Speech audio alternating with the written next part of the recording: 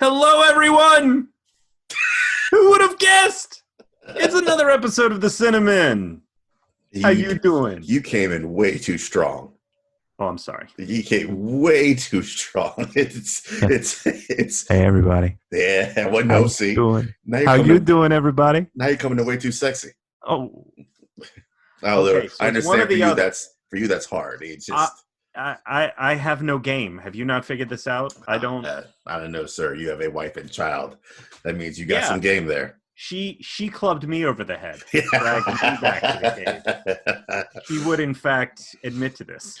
You ended up being a casual confection. I'm pretty sure that's what we call Connor. Thank you very much. Okay. All right. Very nice. Very nice. How are you doing, sir? I'm doing pretty good.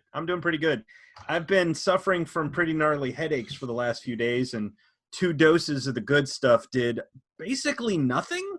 Ooh. So, I'm hanging in. I sound better than I feel. So at least there's that.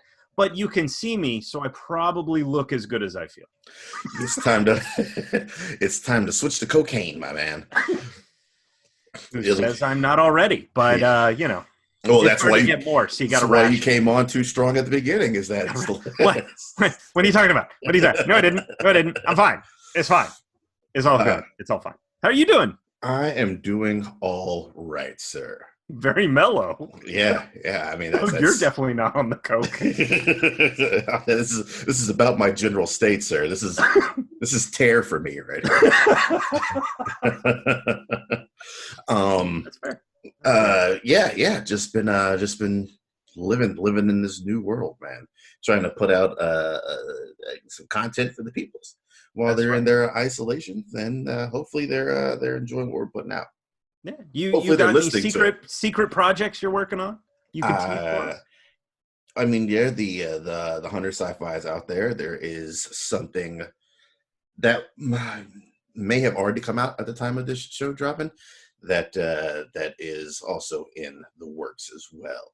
We'll see how that all plays out. So that was one pseudo secret tease. We at least got a name, but then so super secret you can't talk about it. That's fine. I got secrets too. You keep your secrets. All right, then, sir. Secrets is what tears the team apart. Yeah, that's true. And to be fair, my secret. I don't. You're I can't always talk mad about it on the show. I watched a movie I can't talk about. That's true. Now, the disadvantage of doing 2 back-to-back shows, a little peek behind the curtain, is did you withhold anything in reserve of films you've seen recently? Oh, absolutely. I kind of figured you did. Oh, absolutely. Yeah, for those of you that are going, what the F are these jokers talking about, which is probably what you're usually thinking, we're recording episodes 28 and 29 reversed. So you guys get to look forward to not only finding out what the hell I'm talking about now, but also a wonderful discussion with now future guest for you, past guest for us, Adam Frazier. And that was a lovely discussion that we got to have about just horror and cult films and all sorts of good stuff. So y'all have that to look forward to. But before we get to that, yes, I made sure that the secret thing I can't talk about now that I was able to discuss in whatever form that came across as, because I'm not allowed to discuss it. That was in that episode. I got plenty for this one. Excellent. We're good. Excellent. Good. So you want to kick us off on things you have seen recently? Awesome. Some stuff that I've seen that I would absolutely recommend. Warner Brothers Animation, I think we can, for the most part, all agree that Warner Brothers Animation consistently releases solid films. They're able to take more chances, I think, with those films.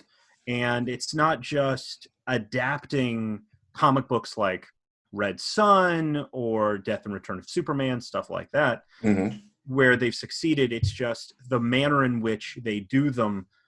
Assault on Arkham, for example, is a phenomenal film, even if it is an adaptation of a comic, which personally Suicide Squad should have just done that, and it would have been a great fucking movie. Yep. Instead of giving us the same, we're going to do magic and here's a beam of light on a building and whatever.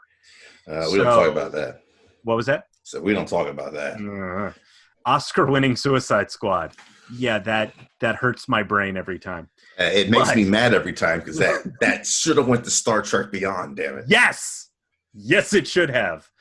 But Warner Brothers Animation is put out. It's on digital now, and I think it's the 28th, if memory serves. Will come out on home video. Mortal Kombat Legends: Scorpion's Revenge. Yeah. Yeah. I've heard. I talked to a buddy of mine yesterday. Called him up for a birthday call to see how he was doing, and he was like, "I just checked out Scorpion's Revenge, and it is everything you want out of a Mortal Kombat movie." Yes. Now, of course, it's following the same lore that the games have created over the years. So, if you saw the original, 95 Mortal Kombat? I suddenly can't remember if it was 94 or 95. It's 95. There we go. If you've seen that, you'll see elements of that same story play out here. But this is an R-rated flick, which is really the only way that you can do a Mortal Kombat movie anyway. Correct.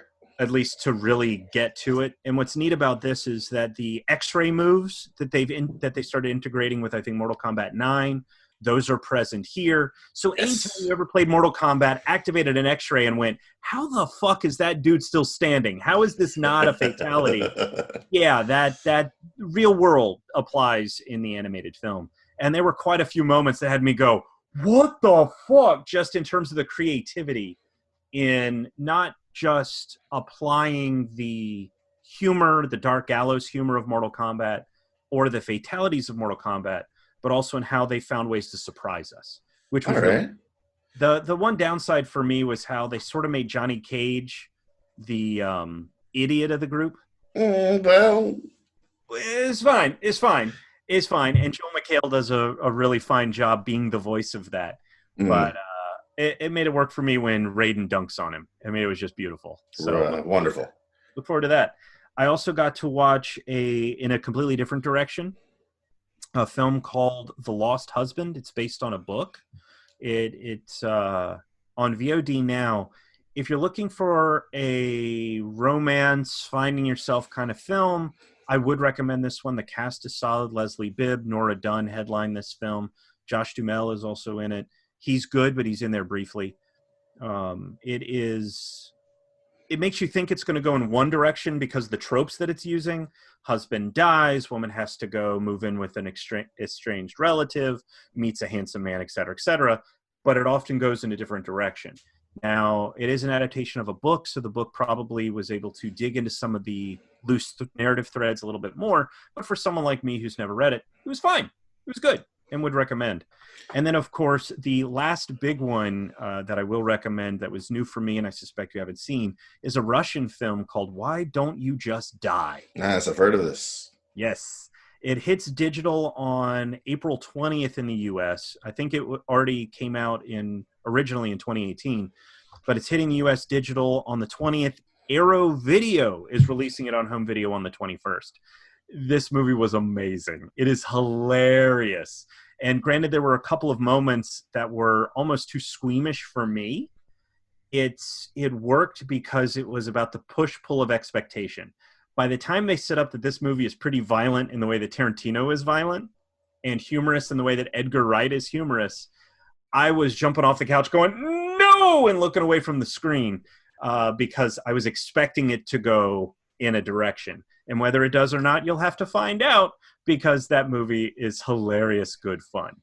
And the whole premise of that film is a guy goes to meet the father of his girlfriend so that he can murder him. Mm-hmm.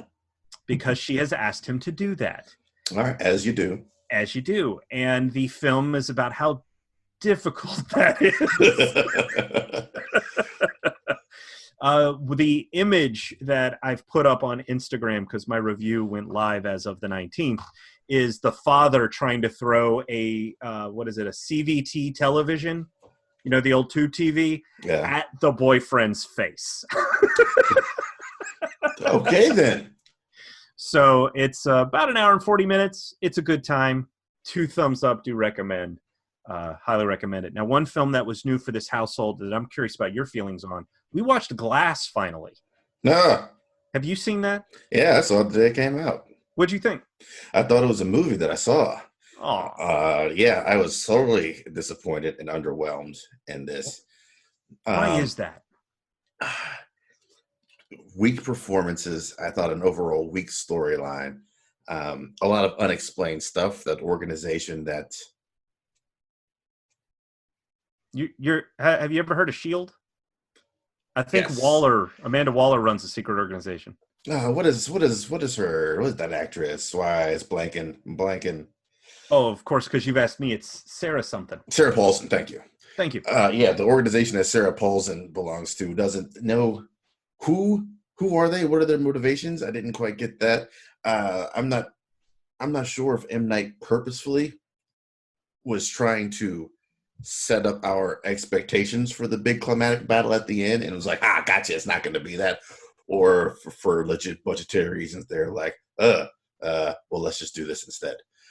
But yeah, the just overall disappointing. The way Bruce Willis goes out was just an underwhelming scene for the most part. Same with Samuel L. Jackson, to be quite honest with you.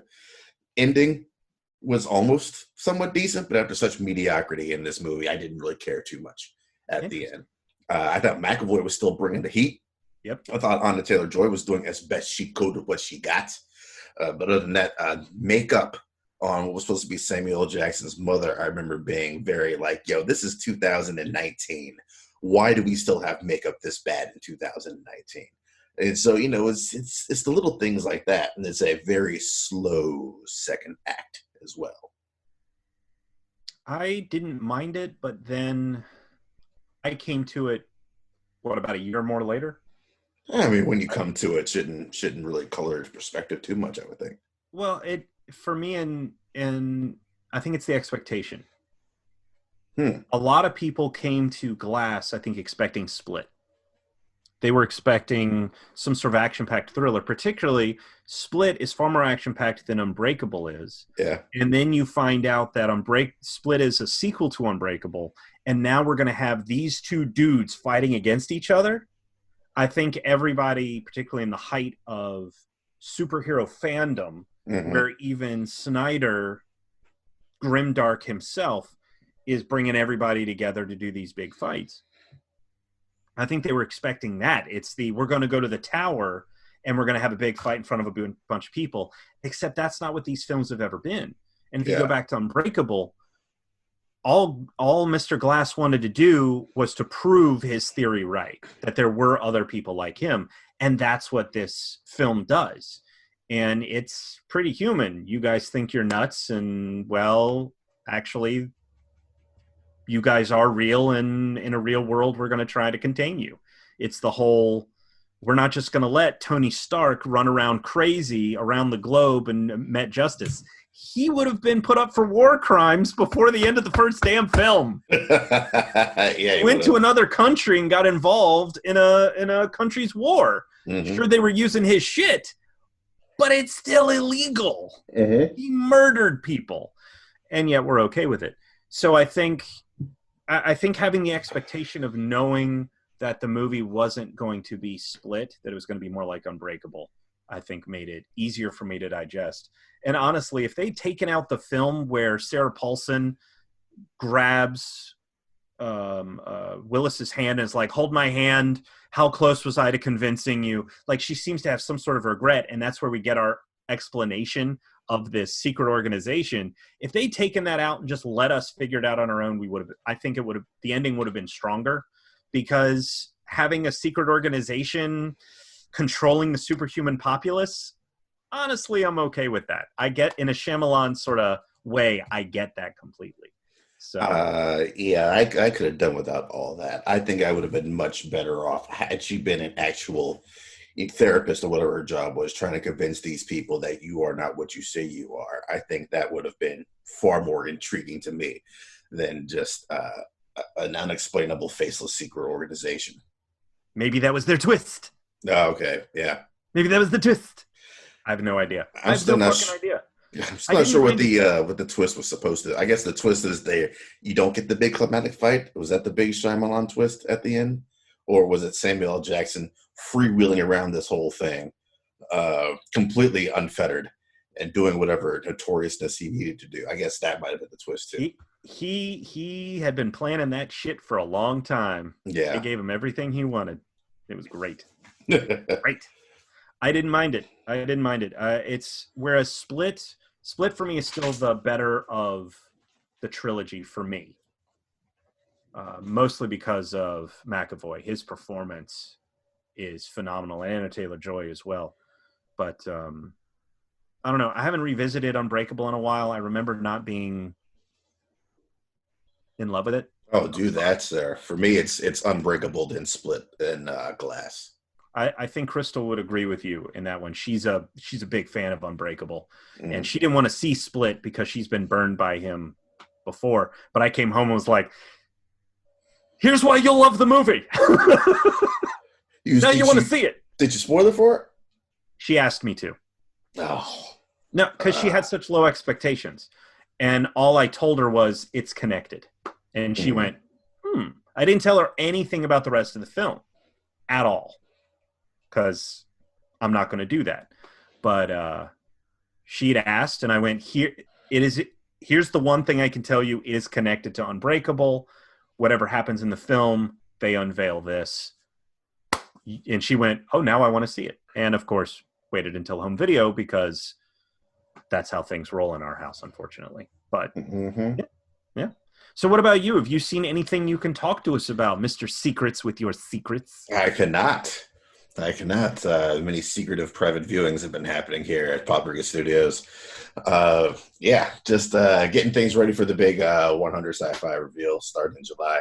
I got this one is a lot harder than 100 for 100 was.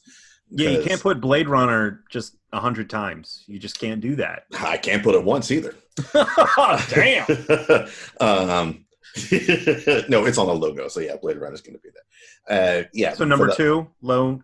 No, number two. If you reverse it, then you mean number 98. Then. So your list is wrong. Then gotcha. Totally understand. The 100. You're saying make my own list. Okay. Hey, yes, that's what I've been telling you.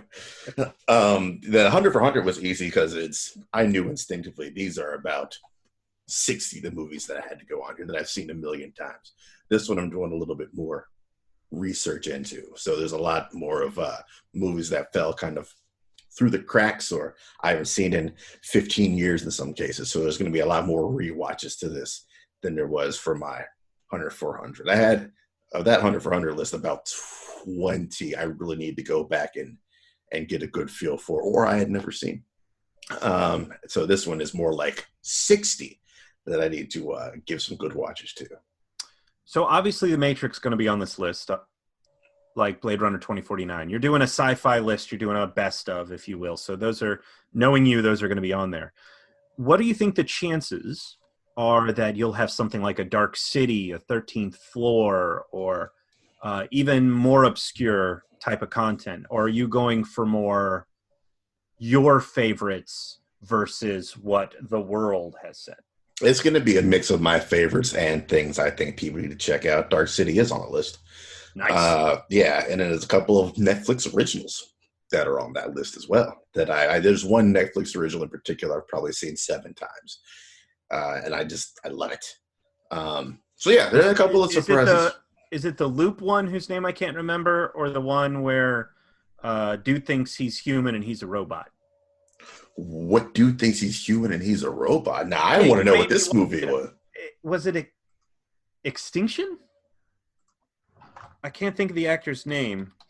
But yes, the first one you mentioned will be on there. The first one with the looping. With the looping. What was the name of it? As Doug frantically searches, he will not find out anytime soon. Dang it! I'll find it. We'll come back around to it when we get to our topic. I'll ignore you for a minute, and there you go. I'm sure it'll be fascinating. Whatever you say, I'll vamp. What's killing me is I can't remember the name of the actor. Hate to see it. Louise.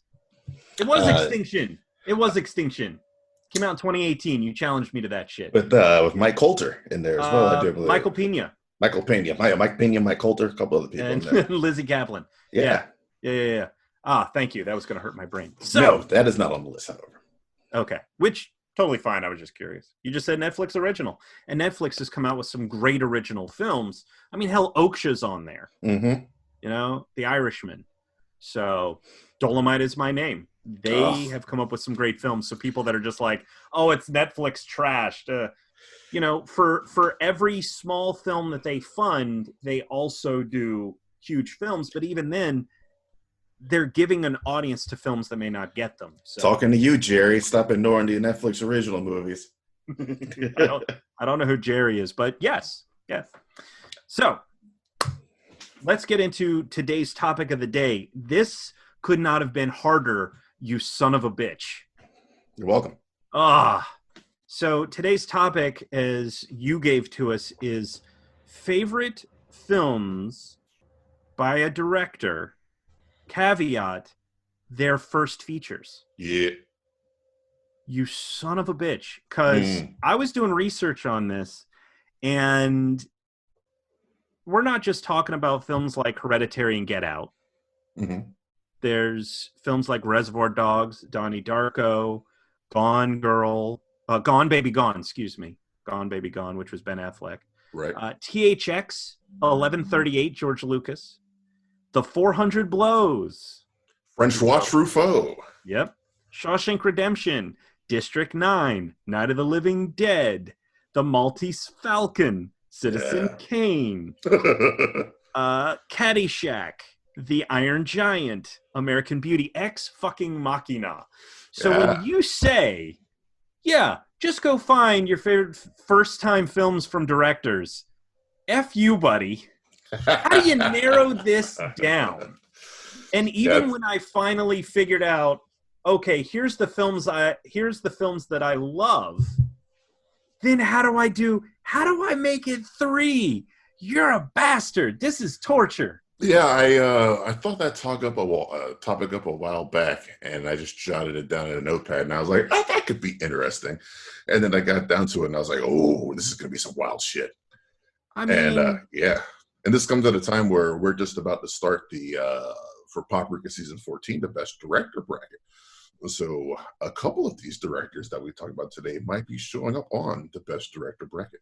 Well, and I have to name this, not in the way that aggravates you as an honorable mention, but 1896, Alice Guy Blaché, her first film was The Fairy of the Cabbages. I'm going to butcher the French, so I'm not even going to try. But, I mean, she's the first female director. She's part of the reason why we have cameras. If you haven't seen the documentary Be Natural, and this goes for everybody, I've talked about it, I think, over the summer. It's a documentary I watched last year. It is phenomenal.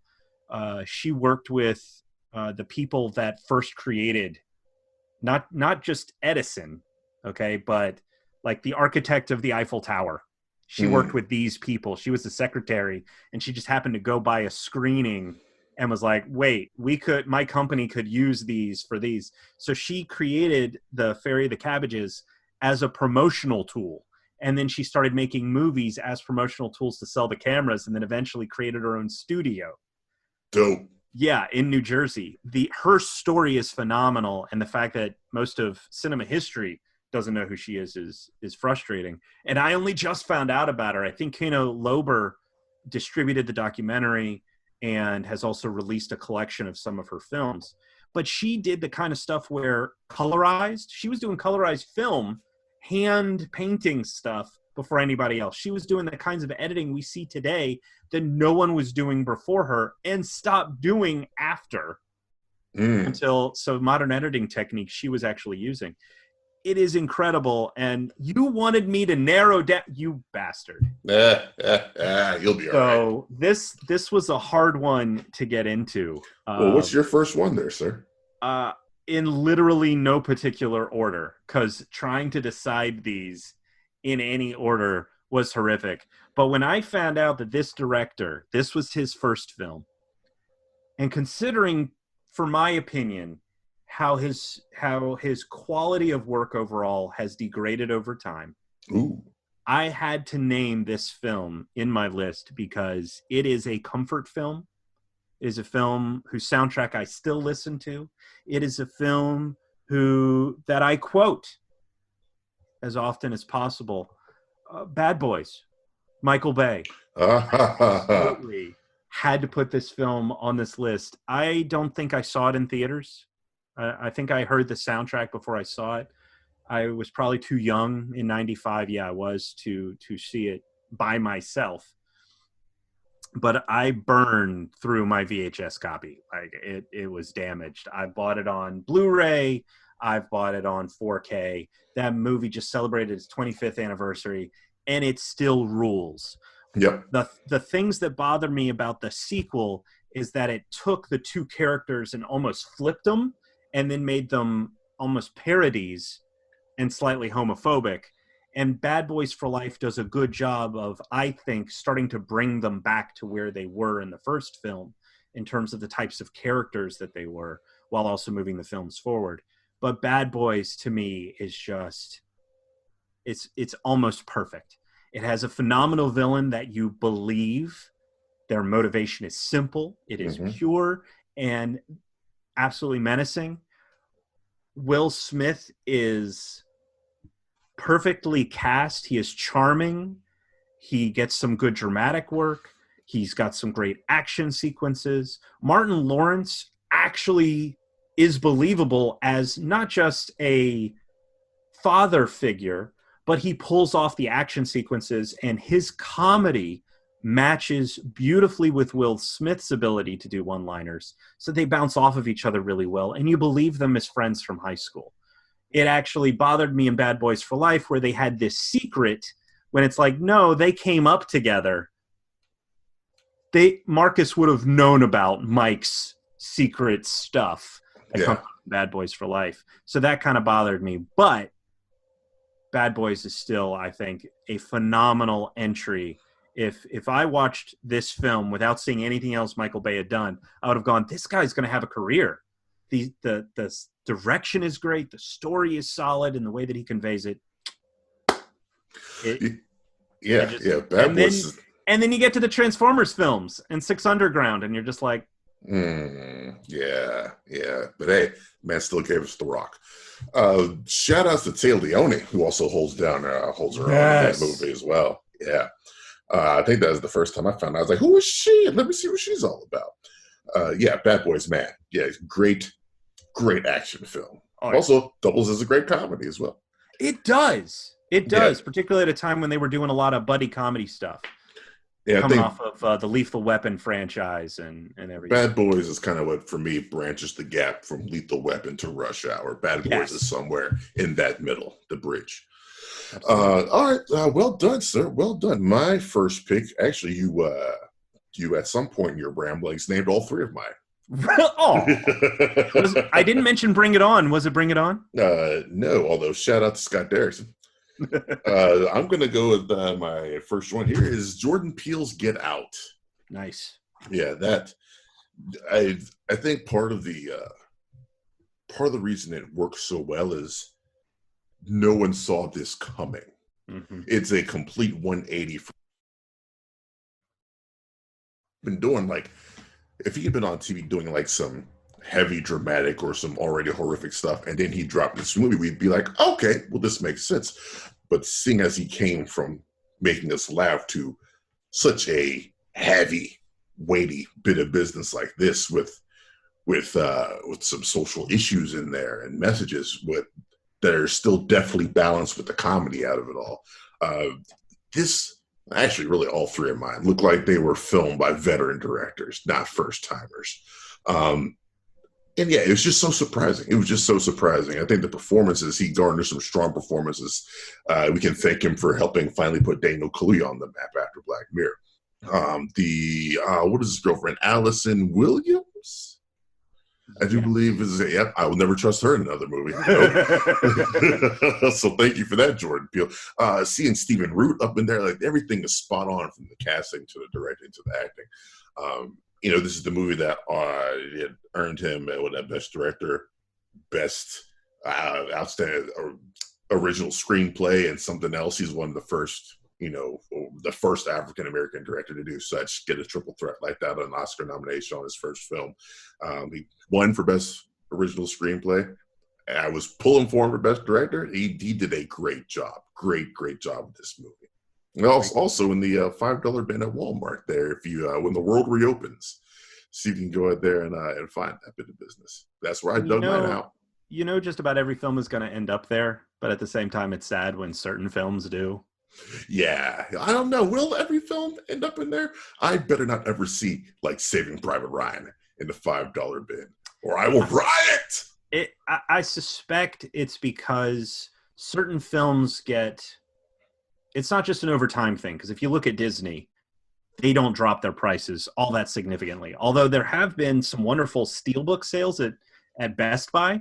I picked up Frozen in 4K and Steelbook for $13 instead of its normal 35. Yeah. And that started to get some replay in our house because of Frozen 2. So we were like, fine, we'll own it. Okay. I've been waiting for Disney to drop the price on Doctor Strange for 3 years, and they still haven't. Go look right now. At the time of this recording, there's a Steelbook sale happening. It might be $15. All right, then. All right, because I'm ticked off. Black Friday. I was saving up for Black Friday. I was like, this past Black Friday, I was going, the year before, they were doing 4K movies in Disney for like $15. Sweet. I picked up Black Panther and like one or two other things. But I went, okay, they're going to do that again. I'll pick up Doctor Strange, Thor Ragnarok, and I'll get Captain Marvel. Nope, $23. I went, well, this is the cheapest they've ever been, so I'll go ahead and do it. Steelbook sale, $15. Captain Marvel, Doctor Strange, no Ragnarok. But so go take a look at that. Will do, thank you. For some reason, the Steelbooks are cheaper than the regular shit. Who the fuck knows? But good call on Get Out. I'm kind of hoping, sort of like how Criterion has taken some modern films as well as some of the larger cinematic history and done something. I would actually be really interested in a Criterion edition of Get Out, more so than Us, which I also particularly enjoy. I would love a Criterion edition of Get Out. Agreed. Really would. So my film goes in a completely different direction. I was, again, looking at this list going, are you kidding me? Because so many films that I've loved were apparently first-time features. Even if that director went on to go do nothing else, there were some really solid first-time features. Now, the one I'm about to pick was directed by the same director as Enchanted, which I absolutely love. Directed Tarzan, which is pretty good. It's got some good songs. And is one of the writers of Aladdin, the animated movie. Right. This director is Kevin Lima with a Goofy movie. I love this film. I don't know why I love this film so much. The music is fantastic. I still listen to it. If I could access my classroom, which I've got some files on my desktop that'll never get deleted from sounds of things. But I have a folder of music over 3 gigs, and there's several tracks from a Goofy movie. Yeah, you're shaking your head at me, but you know what jams I'm talking about. That's right. Eye to Eye by Tevin Campbell is on there. You got to do the perfect cast. You got to do the perfect cast. And it's also just a sweet, family-oriented film. So it is one that has stuck with me over the years. I remember being in high school and just having some shit days, and for some reason putting on this movie just always managed to cheer me up. And when I found out that they were releasing a Blu-ray only through the Disney Movie Club, yeah, I signed up. I only need 3 more movies to buy before I can quit that shit, but it was worth it. If I can have a Goofy movie on Blu-ray, and it looks good. Fair enough. Fair enough. So that is my number 2 pick, coming off of your Academy Award-winning Get Out. Well, as far as I'm concerned, all the rest of my list, there are no more Academy Awards, unfortunately. But my number 2 pick, one of the ones you mentioned, I think A24 instant classic. I'm going to go with Ex Machina. Nice. Yeah. Now, say what you want about Alex Garland and Dredd. He officially did not direct Dredd. Wrote it, probably hung out a lot on the set. But, Great film. Great film. He officially did not direct Dread, but he did officially direct Ex Machina. We'll go on to do also The Wonderful Annihilation and Devs on Hulu right now. But yeah, this rewatched it for purposes last week. Daryl, is Ex Machina a sci-fi film by any chance? Yeah, it might be. It might be. Might be. Yeah. I can't think of a reason why you would have been watching it for reasons. Rewatched it. Yeah, I think it was last week or the week before. It's okay to admit you have a crush on Oscar Isaac. Everybody has a crush on Oscar Isaac. Except for my friend who, while I was watching Ex Machina, I didn't post about it, randomly messaged me, I hate his pretty face. Even when he's an asshole, he is just so good. Because I think while I was watching that, he was watching like Force Awakens, and he just drunkenly texted me that he hates Oscar Isaac's pretty face. But yeah, this movie's got some impressive twists and turns, especially coming down to the end. I think Oscar Isaac's performance is a strange level of sinister and a little bit of menacing. Mm-hmm. Like I feel like he bulked up a little bit to definitely compliment off of Domhnall Gleeson's incredibly skinny frame to add that physical menace to go along with it. And then you have Alicia Vikander. There we go. Had to pull that one. Alicia Vikander as Ava, the most sinister possibly of them all. No spoilers if you haven't seen a movie from 2015. But yeah, it is. Although calling her sinister is kind of a hint. It's got probably one of my favorite recent film endings. When I'm not going to say everybody gets theirs, but a couple people get theirs, and then smack dab in the middle of that movie, you also got a dance number, so you can't say pretty fantastic dance number, even if it is kind of terrifying. The cinematography on this is amazing to watch. This is one of those good big TV movies, as I like to call them. It's one of those Friday night sit down, throw this bad boy in. Great performances, great cinematography. The story is wonderful. It's science without all the jabber and the lingo of hard science. They make sure it's easy to follow, it's understandable, and it's definitely just one worth checking out. I highly recommend. I agree with all of that, just across the board. One thing that impressed me most of all was the special effects with Alicia's character. I forget her name. Ava, thank you. That it's just her face, and then the rest of it is the mechanics, and it's blended so seamlessly. Yeah, that's something that I feel like a lot of indies get right, that some of the bigger blockbusters don't. I was watching Thor Ragnarok recently, and we haven't finished it, but we're watching the fight between Thor and Hulk.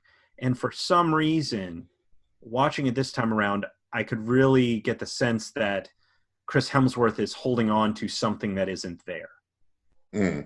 Whereas watching it the first time, it all felt connected and tangible. But there's something about Ex Machina where it feels very plausible and physical. So it's right. Concur completely. Good Earth-based sci-fi movie. What's your second choice there, sir? Oh, you've already had my second. We're now up to number 3. We're up to my number last 3. one. I'm sorry. Yeah, and let me tell you something, because seriously, the movies that I left off, I wrote down, okay, I'm gonna narrow it down to these, and then I went, I can't, and said F it to those and whatever else. Because it's not honorable mentions. It's 10 fucking Cloverfield Lane, dude. That was Dan Trachtenberg's first movie. Are you kidding me? Spider-Verse was the first film. Yeah. You jerk. So I went, again, thinking about, well, what movies, and again, all of these are subjective. Like you create your list, I'll create mine. And I had to think of a film that is so innate to my personality. So I went with the David Zucker, Jim Abrams, and Jerry Zucker classic 1980 movie, Airplane. Good man. Good man. This is a film that it wasn't the first of its kind to be parody or satire or to use comedy in a way to spoof something. We had Kentucky Fried Movie, I think, came out before this, though I may be wrong. I'll double check it in a second. But there were plenty of films like it before, but none have been able to successfully replicate this film. You had I'm Gonna Get You, Sucker, which was Keenan Ivory Wayans' first film that was in the same vein of Airplane and is still as quotable and iconic in many ways, but still doesn't match up to Airplane's, oh, I speak jive, or I am serious and don't call me Shirley, or Right. let's use our instruments, and then we pull out musical instruments.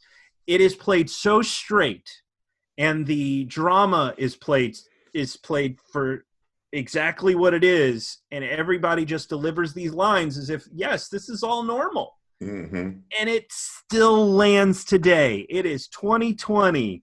It is 40 years after this movie released, and it is still damn hilarious. And there's so much about this film that watching it and then seeing how I watch other movies and what I laugh at, I can see where it all sort of stems from this. Mm-hmm. And even the Mel Brooks films that I love, many of whom came out even before this and some after, it all goes back to that same style of we're going to play it straight and give you this scenario. And it works. If Airplane's on, I'm going to sit and watch it. It's going to happen. So that is my number one. When we did we just did the Paprika comedy draft a little bit ago. As a matter of fact, that will also drop the same day as this. And Airplane was my last pick. Nice. It was, I was like, there's no way I can have a list of 40 comedy movies overall, and Airplane not be on somebody's list. Yeah. Matter of fact, on any given day, my favorite comedy is either Airplane or Blazing Saddles. Blazing Saddles was my very first pick. Airplane was my 10th pick. Talk about a movie that can't be made today. Yeah, right. Oh, yeah. But, yeah, I agree. Everything you said about I've probably seen a movie 10, 15 times. And I think like maybe 2 or 3 watches ago, I was like, I never noticed that before.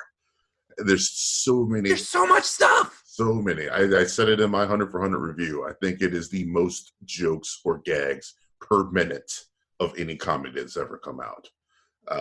They just pack it, and it all works. And none of it interrupts. It all flows. It all makes sense. It's there for repeated viewings. Yeah.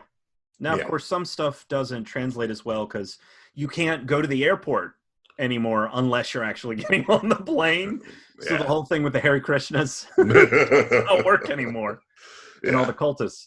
But it's still funny if you have that reference point.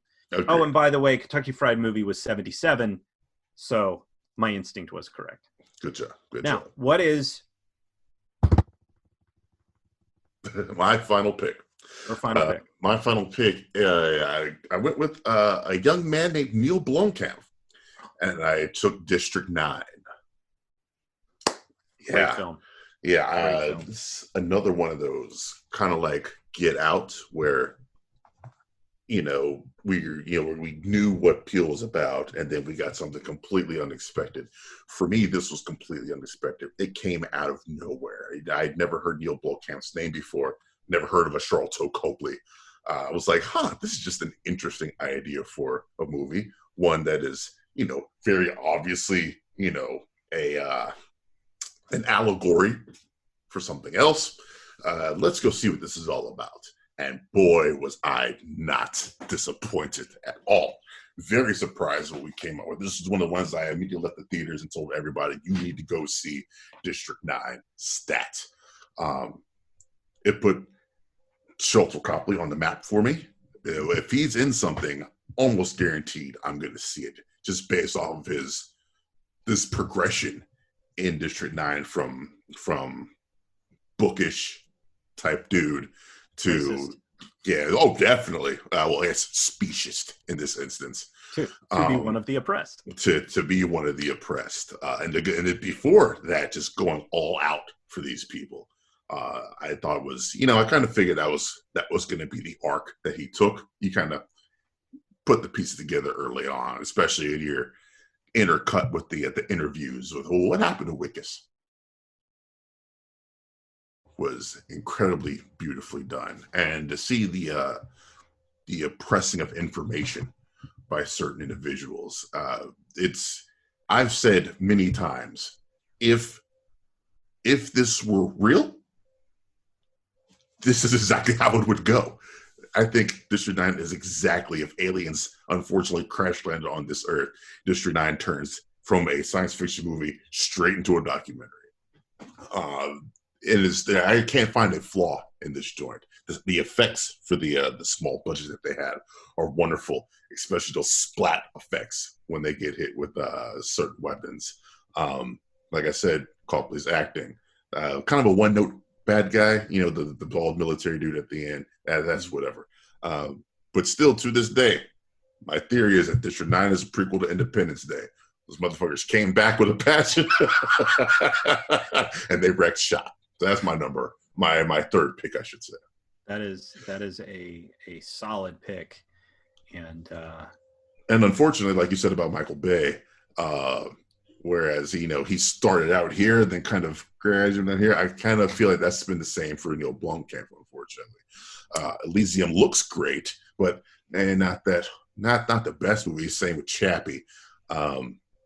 But the ending doesn't really stick with Elysium. The ending doesn't really stick with Elysium. And he's done something after Chappie, and I can't think off the top of my head. He's done a bunch of short films, is what it looks like. Is he the dude at Oat Studios? Is that Neil Blomkamp? I believe so. Yeah, now Oat Studios has some wild shit on YouTube. Any one of those could get the long form treatment and put theatrically. But yeah, I would like to see a return to 2009 Neil Blomkamp. I was so stoked when I heard he was getting signed up to do the Halo movie, the live action, because his blending of things is just phenomenal.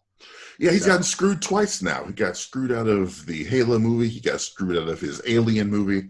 I would like to see what else is rattling around inside that guy's head. Yeah, absolutely. Absolutely. And his aptitude for special effects in live action is off the charts. Correct. It absolutely is. So, which on a side note, because Sholto is a frequent collaborator, I forget, have you seen Hardcore Henry? I have. If there's anybody listening that hasn't seen it, give that movie a shot at least once. That movie is fucking bonkers. Sholto is amazing in it. Yes, he is. Tim Roth is in there for a cup of coffee, and he's good fun too. But Sholto is amazing, and the final battle in that film. Free Fire, a movie that I love that does not get enough respect. Sholto is one of my favorite parts of that movie because he is so. I think that's the first time I've ever seen him do really anything comedic, and he nails it, knocks it out of the park. His character is so over the top. Have you not seen The A-Team? You know what? I have. Good point. Yeah. But it's a different kind of humor. We're not supposed to like him. And he's a smarmy asshole in that. Yeah. He plays smarmy very well. I agree with you. He is fantastic in Free Fire. I was talking about that recently because of Why Don't You Just Die, which takes place mostly in one location. Oh, and it's gotta love Free Fire. I left the theater after seeing it. I was like, how do I feel about this? And then I just wanted to rewatch it again. So I have. Yeah. I bought that. That was a day one Blu-ray purchase for me. Yep. So this was a pretty solid list, and we didn't even get to. There's just too many great films from first-time feature directors, whether it's that One and Done or something else. But before we get out of here, we had some challenges this time around. Yes, we did. Now, I challenged you to watch Repo the Genetic Opera, which people on Paprika went, "This movie is amazing!" And then one dude was like, "It's shit." So I'd like to find out where you land with this. Where are you? Do you need some Zydrate? How are you feeling? I will say I agree with the guy who says it's shit. Here's, this is what this movie did to me. To preface, I was not a huge fan of this film, but I put my food in the microwave watching this movie, and it came out cold, and I blame the movie for that. You did. You just got sucked into the movie. I truly don't understand what happened. I put my chicken in. I took it out. I took a bite to make sure it was nice and warm. I sat down. I watching the movie. I took another bite, and it was instantly cold. And I was like, the movie did it. At the same time, I had a carbonated beverage that had been sitting on my little stand for over a day, hadn't been touched. Watching this movie, open it up, and it exploded everywhere. I'm so sorry. And once again, I was like, only a movie this weird could do that. Yeah, I don't. I'm not. This one would be one of the ones that would be brought up 2 weeks from now when we're talking about cult films, right? I think this film captures a certain audience. And that's their dig, man. That's their jam right there. Unfortunately, it's just not one for me. But I gave it the good professional college try. Couldn't get into it, but I can understand why people would really dig this joint. Which there's certain movies like I'm just like I don't get it, but some I like. All right, not for me, but I get it. And that's happened with some of the challenges that you've given me too. Because when we're challenging each other, it's not always because, ooh, you have to see this movie. It's you haven't seen this movie. And there's a big difference between the two of them. Repo the Genetic Opera is no Rocky Horror Picture Show. And even that film has its detractors. Yep, I'm one of them. It's just Repo is so singular in some of the way it does stuff. It almost feels like a made-for-MTV movie musical. The way that they do it, the adult version of the Disney Channel Descendants stuff. Yeah. But it started off as a stage play, apparently. And then it ended up in a legal feud with, I forget which studio over the movie Repo Men that had Jude Law and I think Forrest Whitaker. Yeah. I love that movie. Because, well, then you should have seen some similarities. You probably would have gone, some of this seems a little, Yeah, I think I would have much rather have seen this as a stage play than as a film. I think I would have appreciated the stage play more. Totally appreciate all of that. I finished watching it, looked at Crystal and went, what the fuck is this? and then just some of the songs have stuck with me. My brother-in-law, I think Crystal, either he brought it to us or something else, but his ringtone when he calls is something about Strange Things in the Graveyard. I suddenly can't remember the name of the what have you. And Zydrate plays every now and then in our house. Comes in a little black box. Anyway, you, on the other hand, gave me something a little bit more straight. A little bit more. A little bit more straight. You gave me a Netflix original from last year, a film that we've talked about at least twice already on the show. But you gave me the John Lee Hancock, which, by the way, if that's his name, he's got to be about to assassinate a president.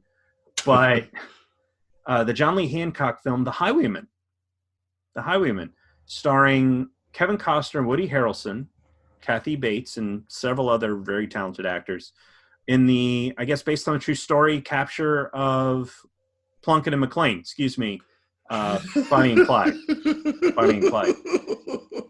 Now, first of all, sort of like what we talked about with Glass, I was grateful that, thanks to our discussion and stuff I've heard, that I knew that this film wasn't about Bonnie and Clyde, but about the two men.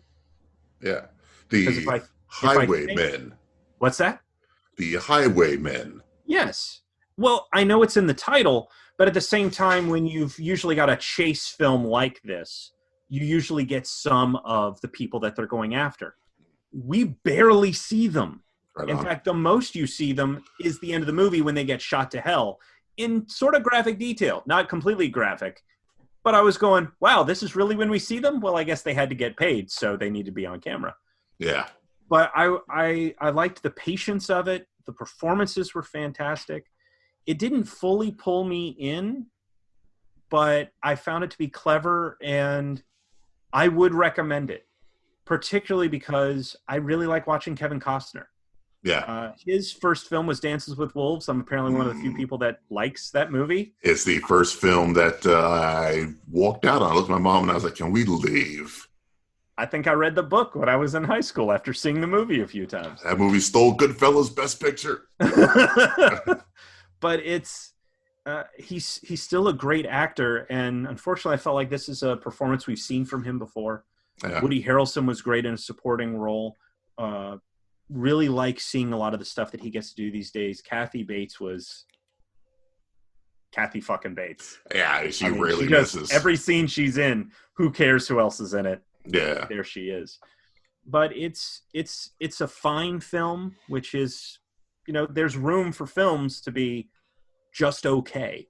And I didn't feel like I wasted my time having watched it. I didn't feel like a drink was going to explode on me or it was going to suck the warmth out of the nutrients out of my food.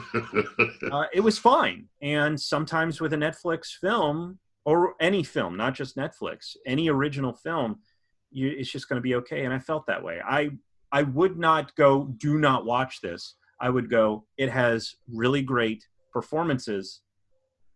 The story, but yeah, you and me, we disagree heavily on Man of Steel. But when I was watching Man of Steel in theaters, I was like, have I been missing out on Kevin Costner this whole time? Yeah. So, yeah, I think he's a great measured performance throughout this movie. And they give Woody Harrelson the good chomping bits of action, I think. Or not action, but chomping bits of acting. He's got the good acting bits. He's the social one, remember? He's the social one. So he gets to do all the fun, silly bullshit, literally, lying to people and whatever else. But he also gets at least one key scene of showing off what kind of fighter he is while still being haunted by what he's done. Yeah. I like the fact that you don't see Bonnie and Clyde's face until the very end because it's not about them. It's about, it's about the old dog still pulling out a new trick or two. Yeah. And if you know that going into it, I think it makes the experience of the film easier to understand and get engaged with. And even William Sadler in a minor role playing off of Kevin Costner. Well, I mean, it's not a minor role in the history, but you really get the sense that it's not No Country for Old Men, but it's in that vein of it's not about the action, it's about exploring aging. Right. So right. I would recommend, even if I didn't wholly get sucked into it. Boom. So thank you for that. And likewise, thank you for something that I never would have bothered to check out, but it's something I can at least say I've checked out now. And I've seen it. That's what it eventually turned into. Yeah. Anyway, so I know you've got other stuff to get down to. Thank you so much for making the time. Likewise, sir. Likewise. I think thanks to this wonderful technology, we can keep to some sort of schedule these days. I'm digging it. And of course, in our next episode, as we sort of mentioned earlier, we've got a special episode with guest Adam Frazier. Yeah, so yes. We're hoping. I hope you guys have been enjoying having guests on the show. We were able to have Noel Manning and Noel and his son Thomas come join us. We've got Adam Frazier coming up, and then we're gonna figure out where to go next. Yeah, so stick with us, man, because I'm pretty sure we whatever we do, we'll make sure it's good content for you in these times. Oh, I can't guarantee good content, but I can tell you I won't be bored, and that's all that matters. You know what? In the end, that's all that matters. We will entertain you if nothing else. We will try. We'll certainly try. Anyway, everybody out there, stay safe. Don't take a lesson from Jacksonville, Florida. Stay inside. Stay off the beaches. Mm-hmm. Keep yourselves safe so that we can get out as a whole sooner. Keep yourself safe so you can listen to more cinnamon down the road. Yes. As you're walking down the road, keeping a good social distance from everyone else who should also be listening to the cinnamon. Exactly. There you go. All right, then. We will see you in 2 weeks. Until then. Bye.